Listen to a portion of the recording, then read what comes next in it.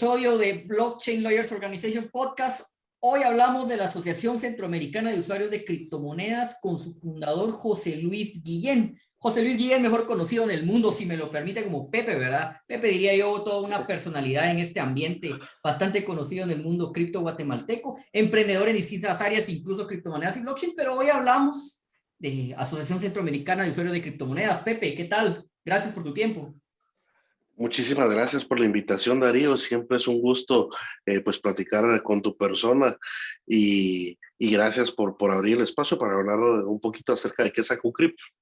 No, gracias. Bueno, yo revisando AcuCrypt completamente redes sociales y página web, es evidente que en estos tiempos cualquier organización seria pues ya cuenta con esos medios.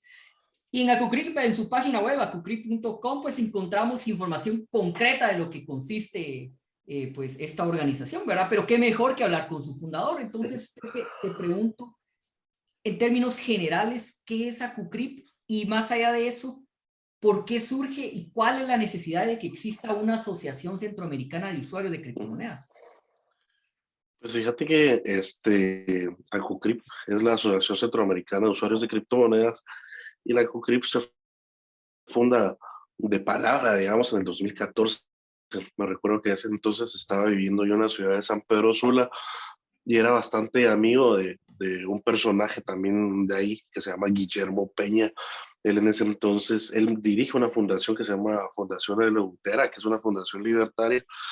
Y una tarde platicando acerca de este nuevo fenómeno, de que era del Bitcoin, junto a otros amigos, salió a la luz de que sería bueno formar una asociación que más o menos tuviera la misma visión en Centroamérica, al ser un espacio geográficamente tan pequeño y al entenderlo los centroamericanos eh, como de la misma cultura, digamos. O sea, realmente vos te encontrás un centroamericano del otro lado del mundo y lo sentís como si fuera de tu país, ¿verdad? No, tenemos una cultura muy similar.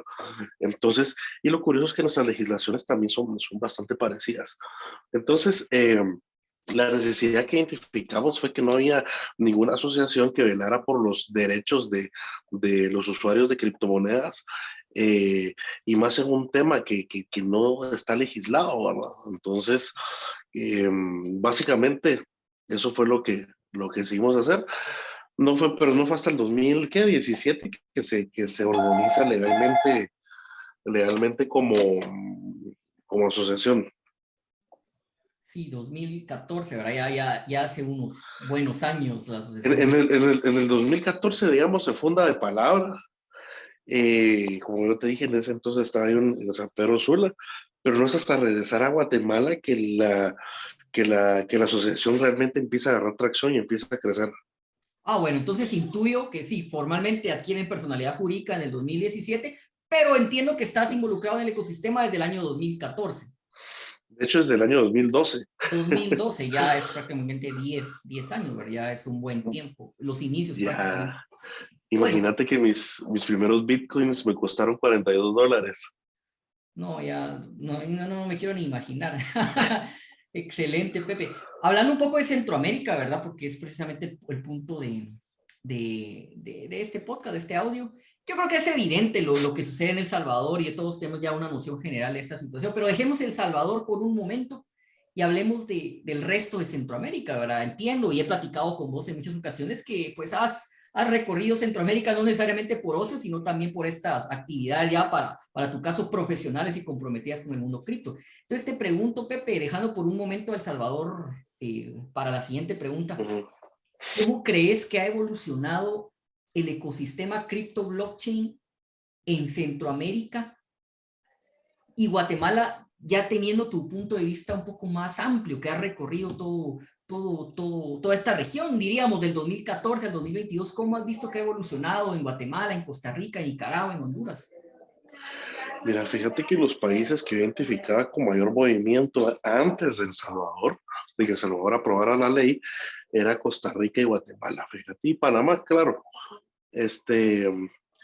Y pasaba un fenómeno curioso. En Costa Rica, por ejemplo, había muchos expatriados europeos y canadienses y estadounidenses que se les hacía más fácil sacar la plata a sus países en forma de Bitcoin y llegar a comprar tierra y propiedades a Costa Rica específicamente, que mandar transferencias bancarias. Entonces vendían el Bitcoin, eh, incluso a veces hasta con precios por debajo del precio de mercado, para contar de liquidar rápido. Eso hizo que en Costa Rica particularmente el ecosistema se desarrollara muy rápido. Además, sumado a eso, pienso yo que el nivel educativo del país, de Costa Rica, permitió que fuera adoptado más rápido por más personas. Entonces, en Costa Rica ya es común, por ejemplo, ya era común ver concesionarios de carros que te vendían carros en Bitcoin o apartamentos inmobiliarias que te aceptaban Bitcoin para comprarte un apartamento. Fíjate. En Guatemala pasó un fenómeno similar en las áreas donde a los expatriados eh, les llamaba más la atención. Por ejemplo, Antigua, eh, el lago de Atitlán y los pueblos circundantes. Y yo me atrevería a decir que también en Flores, Petén. Entonces, esos lugares turísticos generaban un flujo y un comercio temprano de Bitcoin. Ahora bien, a partir de lo que hace El Salvador, en el año 2021, yo sí he notado una aceleración de la adopción por parte del sector privado en el resto de Centroamérica. Yo no creo que la adopción de nuestros países vaya a venir del lado público, sino va a ser impulsada por el sector privado, eh, probablemente como una herramienta para combatir la inflación que estamos viviendo, que ya son cifras alarmantes realmente. Claro que sí, ¿verdad? Vemos Uh-huh, diría yo, una notable uh-huh, visión del uso de criptomonedas como Bitcoin precisamente como valor refugio o mecanismo de inversión. Pero desde una perspectiva, por ejemplo, hablemos de Bitcoin como medio de pago, ¿cómo ves en el resto de Centroamérica, incluyendo Guatemala, dejando por un lado El Salvador, como dije, para hablar uh-huh, en la siguiente pregunta? ¿Crees que sí se da cierto movimiento, por ejemplo, en comercios afiliados o particulares sí. utilizando sus criptomonedas como medio de pago y no necesariamente cambiarlo a fiduciario para después pagar, sino directamente como medio de pago? ¿Cómo ves eso en Centroamérica, Pepe? Fíjate que está en la adopción, todavía está en pañales, pero por ejemplo, ahí es donde entran empresas como la mía, por ejemplo, donde estamos ya sacando ciertos productos al mercado que le permiten al comerciante cobrar en criptomoneda sin tener la necesidad de pasar la volatilidad de Bitcoin. Entonces nosotros con CoinCax, por ejemplo, lo que hacemos es, lo que les vendemos es un POS que les permite, que les da una forma extra de cobro. Eh, con conciliaciones semanales a sus cuentas bancarias, por ejemplo. Entonces, servicios como este, hay otras empresas que ya lo empiezan a prestar y que está facilitándole al sector privado ese salto a la adopción de las criptomonedas. Sí, claro, ¿verdad? Intermediarios que simplifican el pago, ¿verdad? Dejando por un Así lado es. todas esas críticas de limitación de medio de intercambio de las criptomonedas. Ahora hablemos un poco de El Salvador, Pepe, que es evidente que es lo que más, diría yo, no sé si estás de acuerdo conmigo, lo que ha puesto el ojo del mundo, pues por supuesto en El Salvador, pero también en la región. Hablemos un poco de El Salvador. Y sabemos, El Salvador evidentemente tendrá sus problemas, incertidumbres, personas en Ujú, contra de todo eso, y en conformidad, pues como todo país del mundo, ¿verdad? Pero te pregunto específicamente para el ecosistema cripto blockchain ujú. centroamericano, ¿cómo crees que influye la decisión de El Salvador de legalizar a Mira, Bitcoin como moneda de curso legal? solo escuché esta cifra que estaba revisando hace un ratito, porque estoy preparando una presentación específicamente en El Salvador. El turismo el año pasado, en el 2021, creció un 30% en El Salvador. Imagínate de un año para otro. El Producto Interno Bruto creció un 10,3%. Eh, entonces, cuando ves ese tipo de datos, o sea, realmente asombra, pues, porque de ese 30% de crecimiento en el turismo, el 60% de ese 30% eran gringos, o sea, estadounidenses, y el resto entre canadienses y europeos.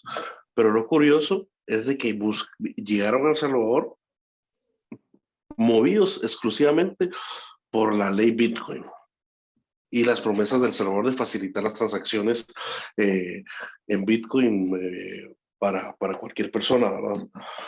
Um, Imagínate, pues, o sea, solo esos datos llaman demasiado la atención. Ahora bien, eh, ¿por qué El Salvador decide adoptar Bitcoin? Creo que eso es porque se están tragando la inflación de Estados Unidos sin tener la producción de Estados Unidos. Entonces, Bukele viene y genera un hace curso legal al antagonista perfecto del dólar, por ejemplo, que en este caso es el Bitcoin. Claro, pero te pregunto, Pepe, en el contexto del resto de países centroamericanos, Uh-huh, ¿cuál crees que será la incidencia, llamémosle, en general, ¿verdad? Para no meternos en temas uh-huh. muy específicos, de los demás países, por ejemplo, de Guatemala, de Honduras, de Costa Rica, al ver la decisión de El Salvador, ¿cómo Desde crees el punto, qué impacto desde el tiene? punto, uh-huh. Desde el punto de vista político, para mí el impacto es muy bajo, por no decir cero. Nuestros legisladores, y te lo digo porque con la asociación hemos estado bastante cerca, algunos legisladores, y realmente no les interesa el tema, están enfocados en, en perder el tiempo, honestamente, en otras cosas, en otras cosas. Entonces, que El Salvador lo haya legalizado políticamente en los países tiene un impacto cero, pero el sector privado se está volteando a ver, y ahí es donde pienso que deberíamos de poner nosotros nuestros ojos y nuestros esfuerzos. Sí, siguiendo en esta cuestión de El Salvador, pues evidentemente uno investiga y trata de enterarse por la relevancia del asunto y por la cercanía al país, que vemos que ¿Mm? El Salvador, al menos a mí, no sé si estás de acuerdo, me da la impresión que la legalización de Bitcoin es un primer paso. ¿Por qué te digo esto? Ya me dirás si estás de acuerdo o no. Porque vemos otro movimiento, ¿verdad? Y vemos que estamos al menos en el momento en que grabamos este audio, a días de que se apruebe pues esta situación de financiar el presupuesto del Estado con bonos de Bitcoin, una cuestión novedosa, Sí, ¿verdad? Financiamiento derivado para otras cuestiones, como financiar la ciudad, esta Bitcoin City que de tanto que se habla, así como otros proyectos como incorporación de tecnologías blockchain en la gestión pública. Entonces, Pepe, ¿crees vos que esta situación de legalizar Bitcoin es solo un primer paso? ¿Cómo ves? Vos que has estado ahí, conoces un poco mejor el medio. yo creo que sí es un primer paso. Para mí lo más revolucionario que ha hecho Bukele no ha sido aceptar el Bitcoin como moneda de curso corriente, o sea, sí fue bastante revolucionario, pero realmente lo más revolucionario que está haciendo es sacando del medio a las entidades supranacionales que se dedicaban a mantener, a dar préstamos a los países, háblese del Banco Mundial, el Fondo Monetario Internacional, etcétera.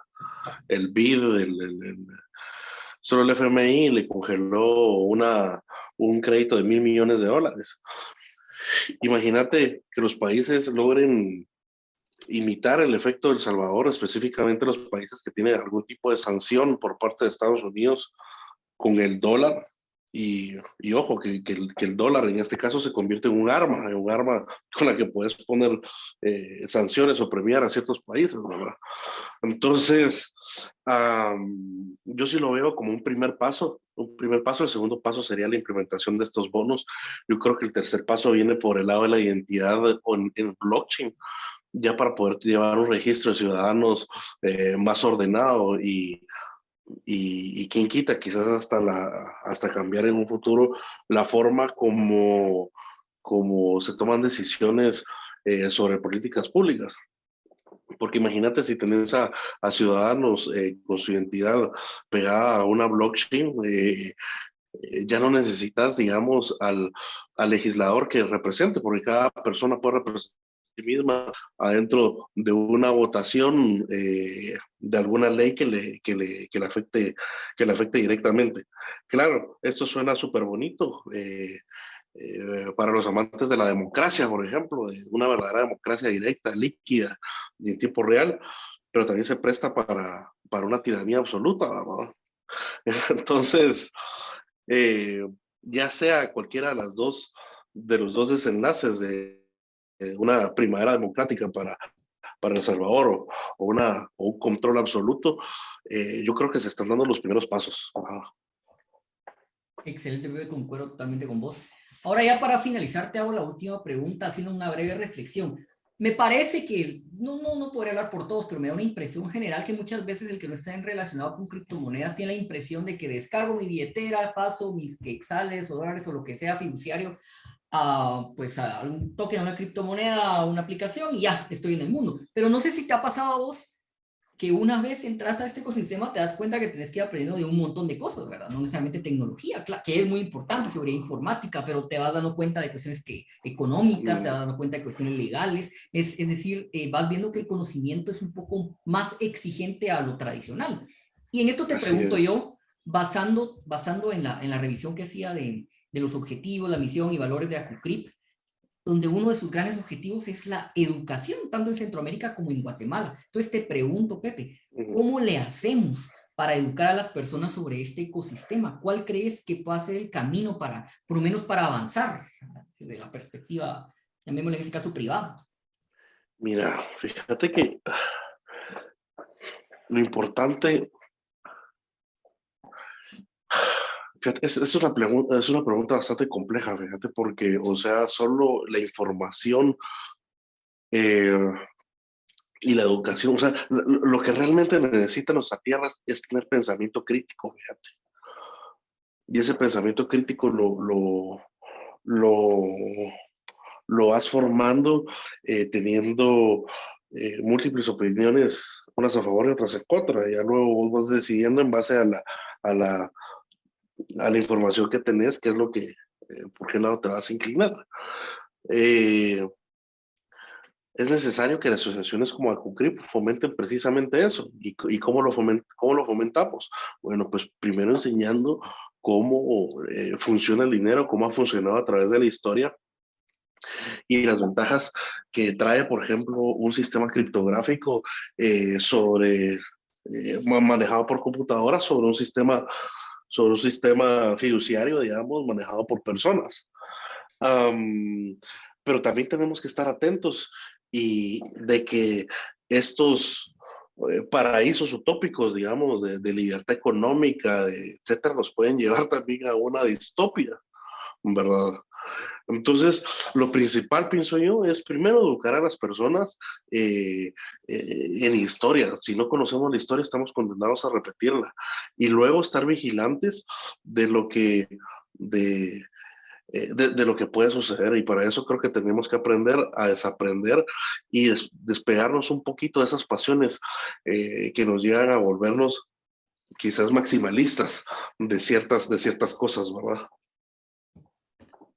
Totalmente de acuerdo, Pepe. Pepe, te agradezco. Yo creo que en pocos minutos nos diste una información bastante completa, no solo de lo que es ACUCRIP, sino cómo se encuentra en general el medio centroamericano respecto a esas Uh-huh. tecnologías. Agradezco tu tiempo y seguramente te invitaremos a futuros audios porque tenés mucho de qué hablar sobre este tema. Gracias, Pepe, por tu tiempo. Muchísimas gracias, Darío. Siempre es un placer colaborar con tu persona y cuenten con nosotros para lo que necesiten, ya sea con ACOCRIP o con nuestra empresa CoinCax.